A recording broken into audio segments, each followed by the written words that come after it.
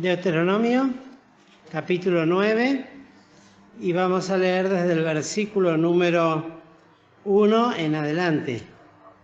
Oye Israel, tú estás hoy para pasar el Jordán, para entrar a poseer gentes más numerosas y más fuertes que tú, ciudades grandes y encastilladas hasta el cielo, un pueblo grande y alto, hijos de gigantes, de los cuales tienes tu conocimiento y has oído decir: ¿quién se sostendrá delante de los hijos del gigante? Sabe pues hoy que Jehová tu Dios es el que pasa delante de ti, fuego consumidor, que los destruirá y humillará delante de ti. Y tú los echarás y los destruirás luego, como Jehová te ha dicho. No discurras en tu corazón cuando Jehová tu Dios los habrá echado de delante de ti, diciendo: por mi justicia me ha metido Jehová a poseer esta tierra. Pues por la impiedad de estas gentes Jehová las echa de delante de ti. No por tu justicia ni por la rectitud de tu corazón entras a poseer la tierra de ellos, mas por la impiedad de estas gentes Jehová tu Dios las echa de delante de ti, y por confirmar la palabra que Jehová juró a tus padres, Abraham, Isaac y Jacob. Y hasta aquí la lectura de esta palabra.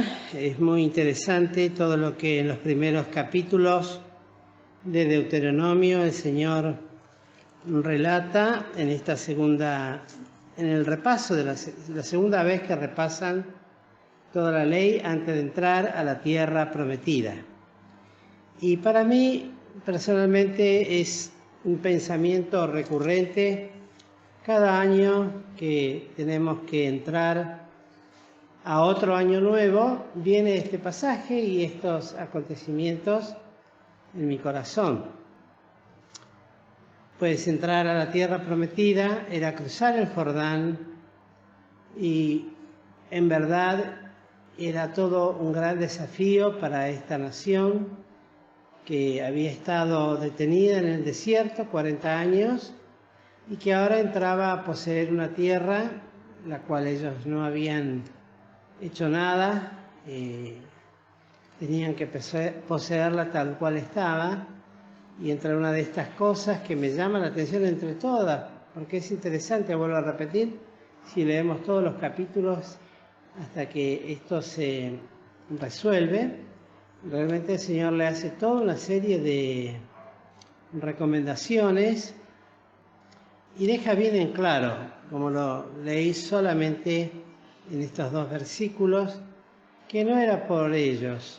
Es más, los echaba a los otros porque eran malos y habían colmado la paciencia de Dios, y ellos entraban no porque hayan sido mejores que el pueblo, sino porque Dios había querido cumplir las promesas dadas a los padres de ellos.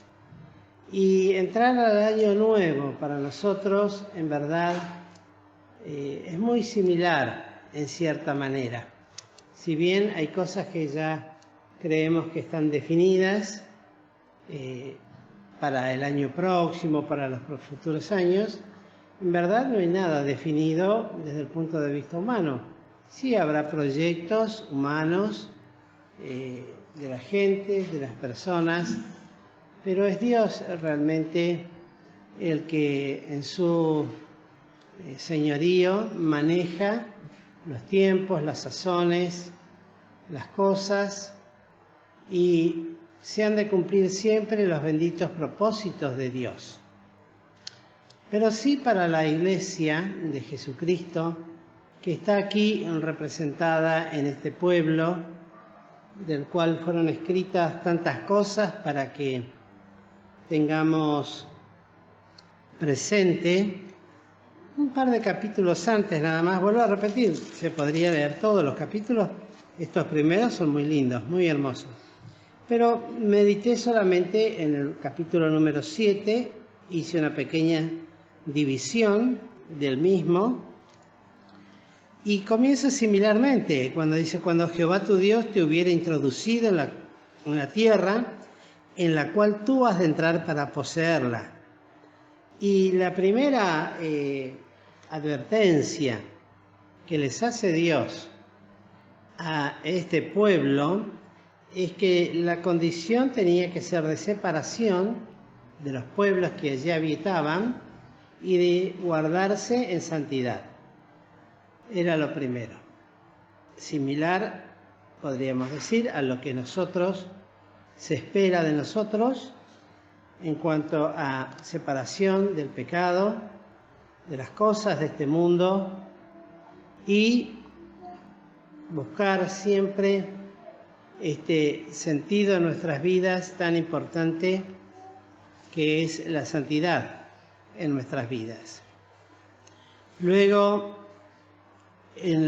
continuadamente a esto, les refiere que son un pueblo santo. Así se los dice en el 6, porque tú eres pueblo santo a Jehová tu Dios. Y santo debemos entender no solamente que tiene que ver con apartado, sino en este caso apartado de Dios. Fueron apartados desde que escogió a Abraham como padre de esta nación y ya había tratados con ellos y ahora estaban separados. ¿Por qué? Porque tenían que ser una nación que diera testimonio al resto del mundo de la realidad de un Dios único y verdadero. Era un pueblo especial, así lo recomienda el Señor. Pueblo santo y un pueblo especial, único. No hay otro pueblo igual al pueblo de Israel sobre la tierra. Esa es la realidad. Hablando de los pueblos, de las gentes, de las personas. Después está la iglesia, cuando se instituye en la dispensación de la gracia la formación de la iglesia de Cristo, pero dentro de las naciones del mundo no hay otra similar al pueblo de Israel.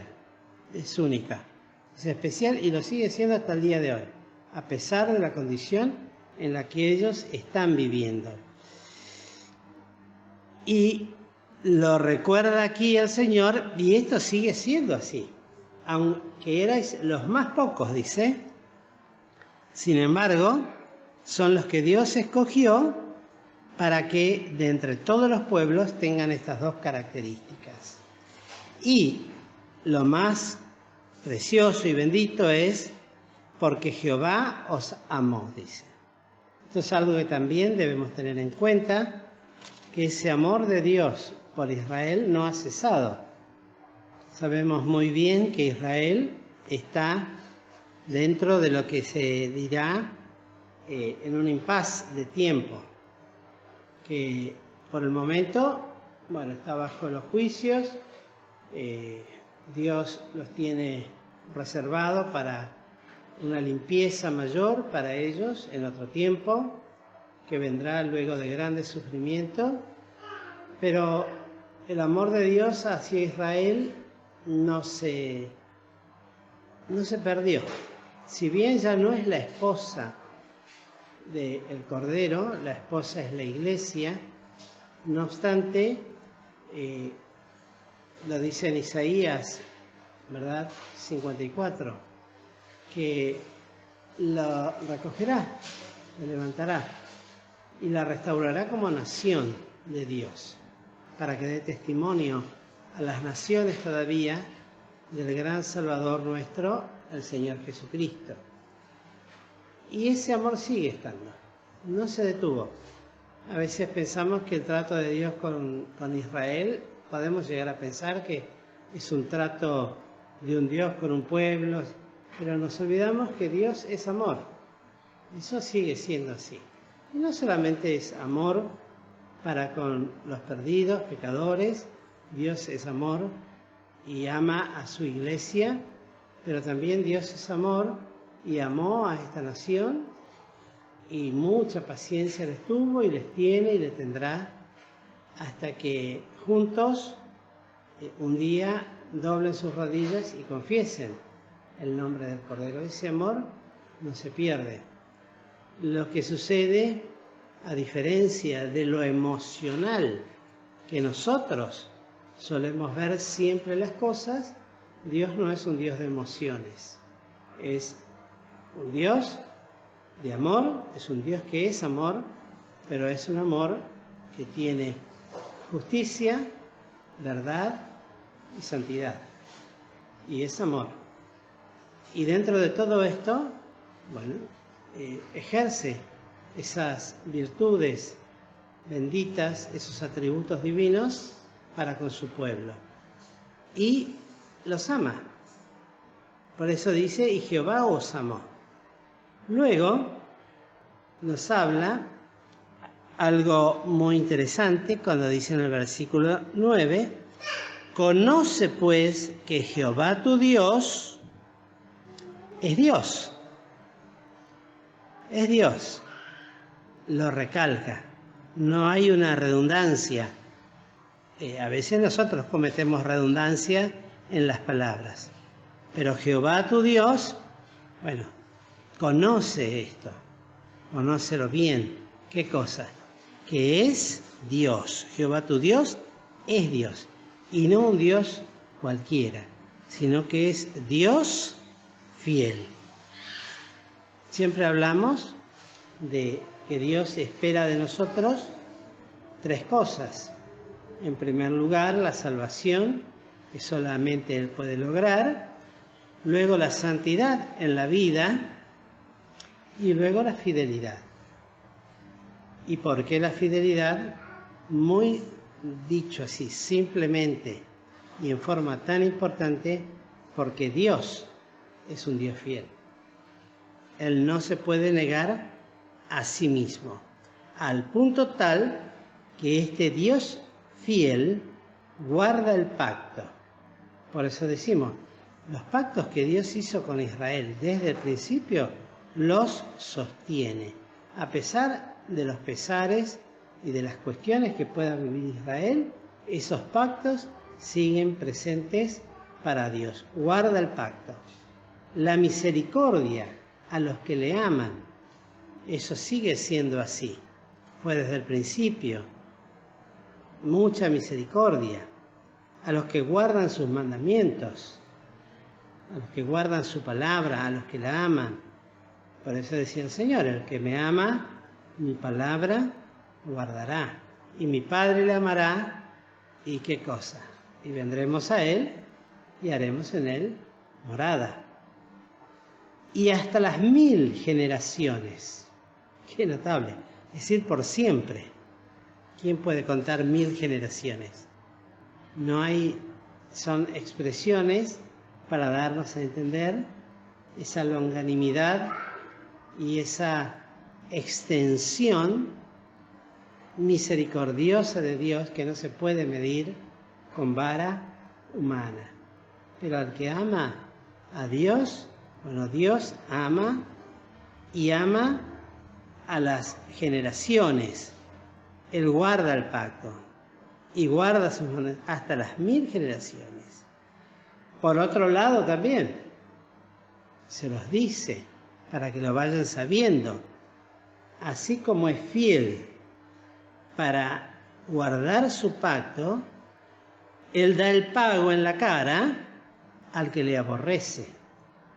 Así como es fiel para amar, tener misericordia por 1000 generaciones con aquellos que le aman y aún con su descendencia, como lo ha probado con Israel, así mismo también con los que le odian. Porque aborrecer quiere decir eso, odiar. Uno dice, pero ¿quién puede odiar? Es más de lo que nos imaginamos, la cantidad de gente que aborrece al Señor. Es más de lo que nos imaginamos. Muchas veces tenemos un concepto de las personas porque son buenas personas, humanamente agradables, humanamente sensibles o tranquilas, pero En esa cuestión es un tema espiritual y se define inmediatamente. No hay claros oscuros, no hay grises.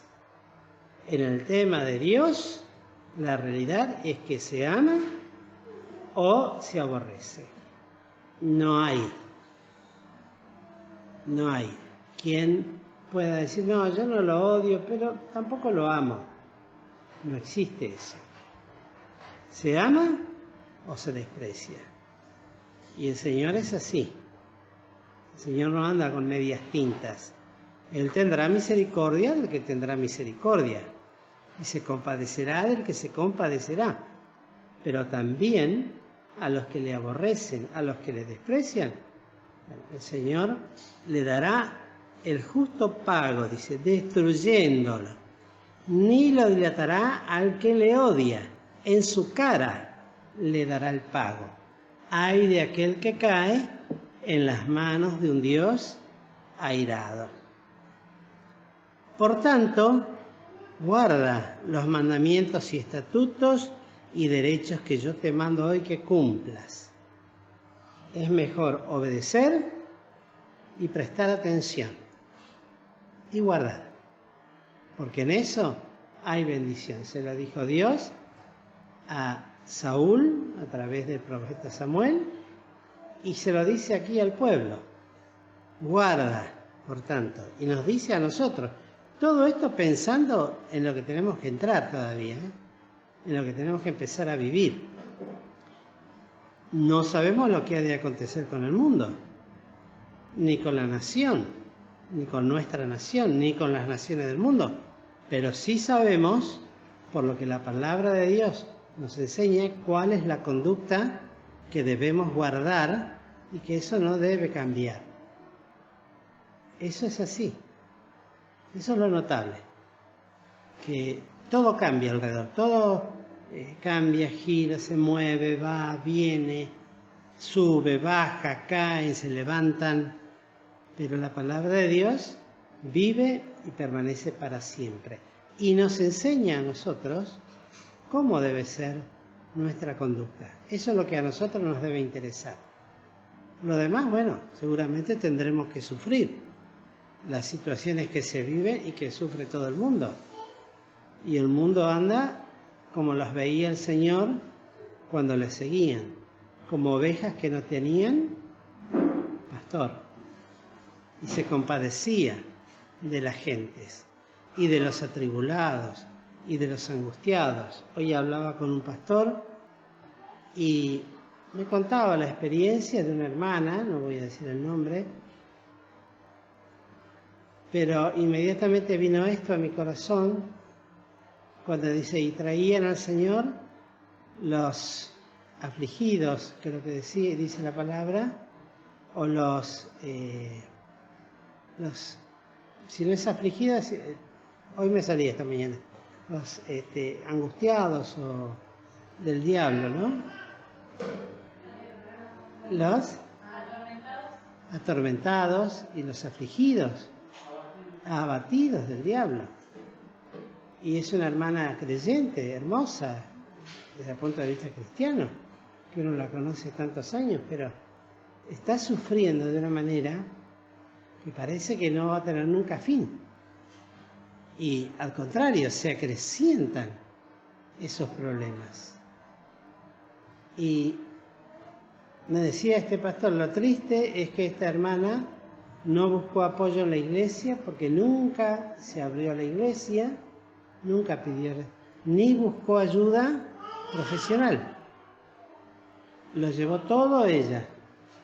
Y ahora está sufriendo un montón de trastornos muy serios a raíz de no haber buscado ayuda. Y qué importante entonces, digo, bueno, nuestra ayuda es Dios, Él es nuestro. Yo soy tu ayudador, Él es nuestro ayudador. Para el año que viene, para este año que ha de comenzar dentro de pocos días, para lo que ya vamos transitando. Bueno, ¿cuál es nuestro mandamiento? Guarda sus pactos, guarda sus cosas. Y luego, hablando de los mandamientos, de los estatutos, de los derechos que yo te mando hoy, que cumplas. Es decir, no solamente el guardarlo en el corazón, sino también de procurar, de que esto, aunque sea en una mínima parte, pueda ser realizado en cada una de nuestras vidas, como un ejercicio de carácter espiritual.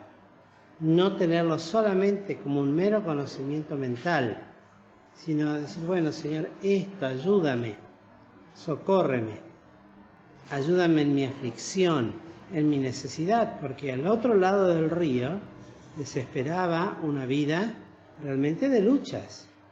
Iban a ser de guerras constantes que perdurarían, y aunque tomarían la tierra, esas guerras seguirían y después desencadenaría y terminaría en el tiempo de los jueces. Lo terrible de lo que les espera, a todos los que le esperaban.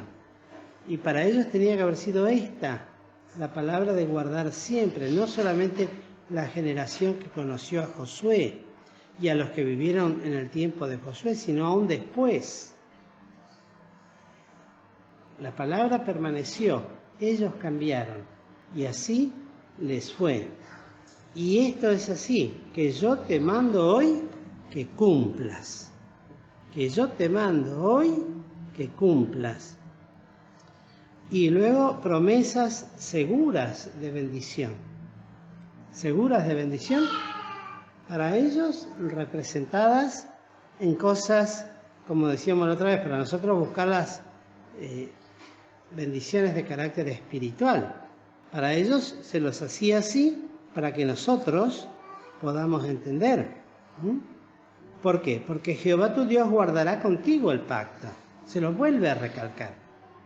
El Señor está. Él prometió y Él va a cumplir.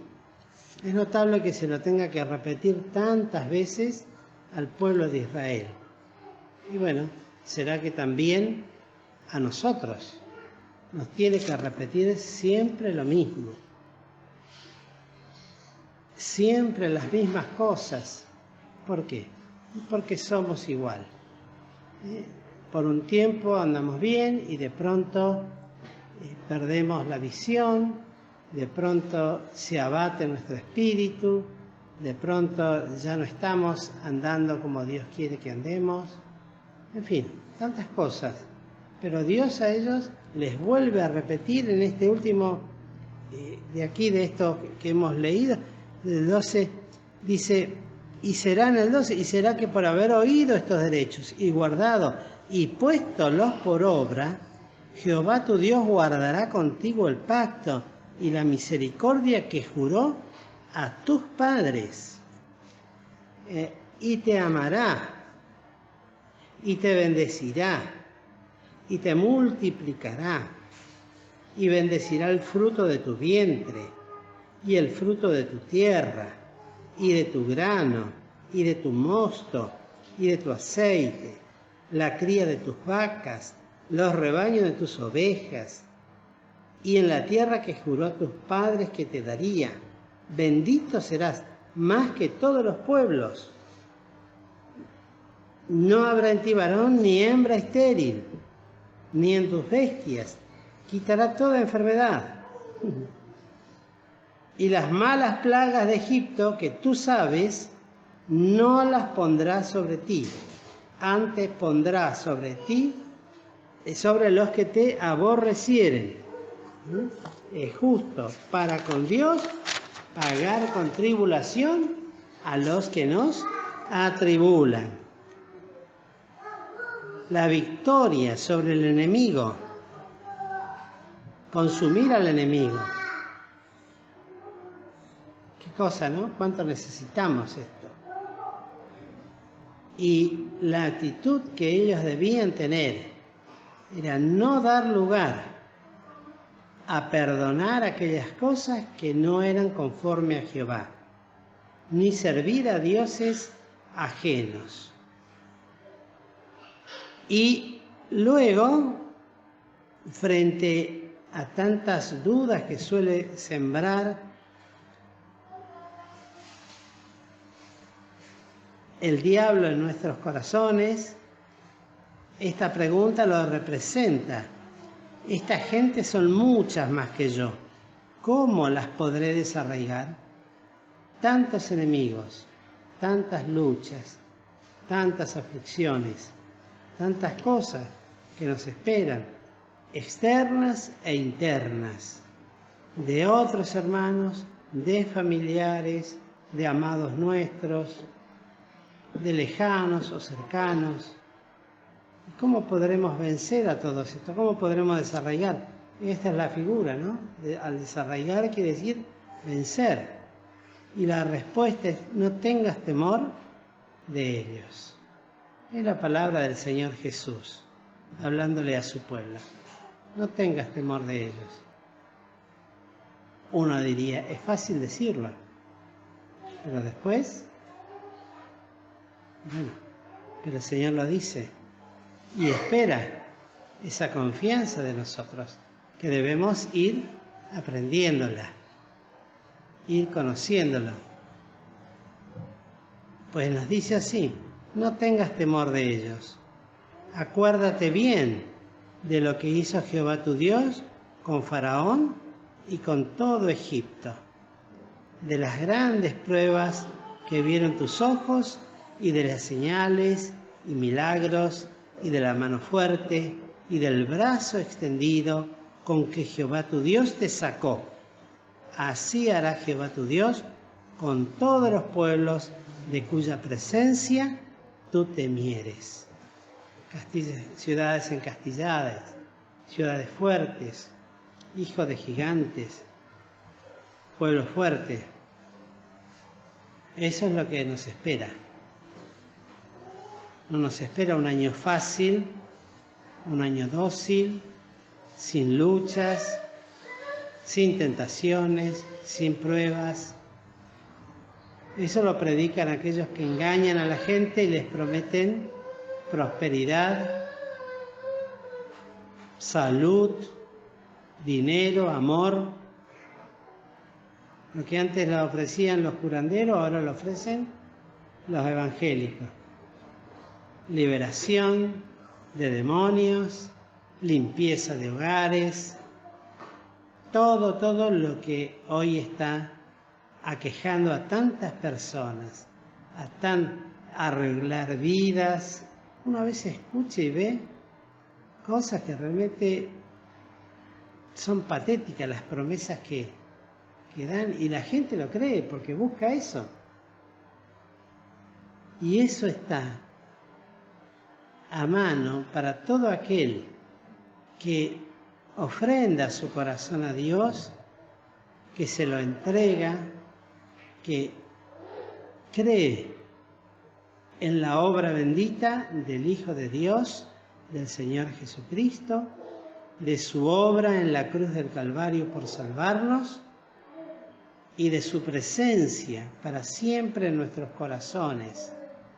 No te dejaré, ni te desampararé.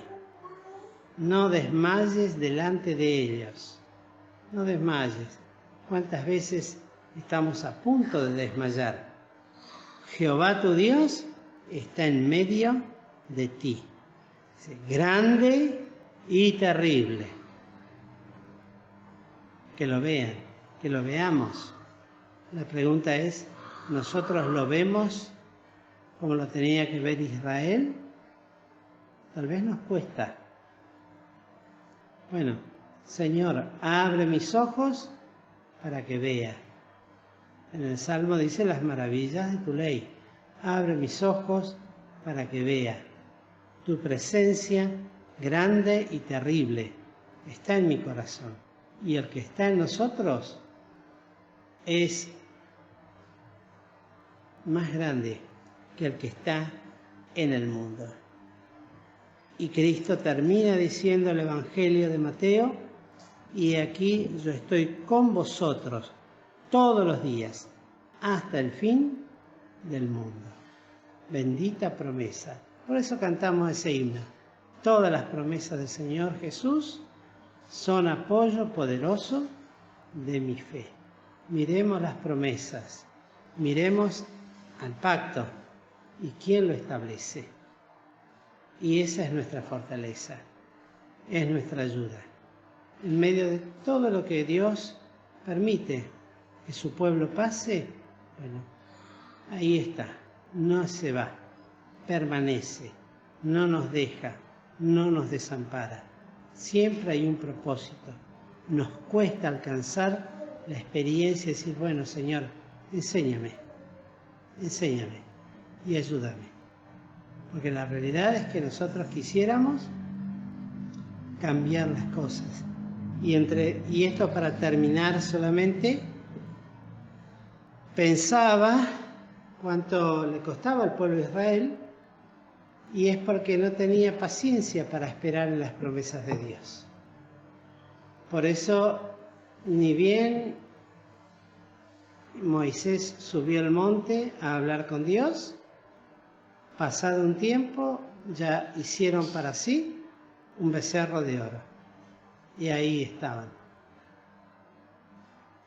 Que el Señor nos ayude y nos bendiga. Queridos hermanos, esta es la última reunión de oración del año. Bueno, si el Señor permite que nos veamos el año que viene, seguiremos. Y si no, que sea el año de gracia, que tal vez el Señor venga a buscarnos antes, que sería mucho mejor. Que el Señor nos bendiga, queridos hermanos.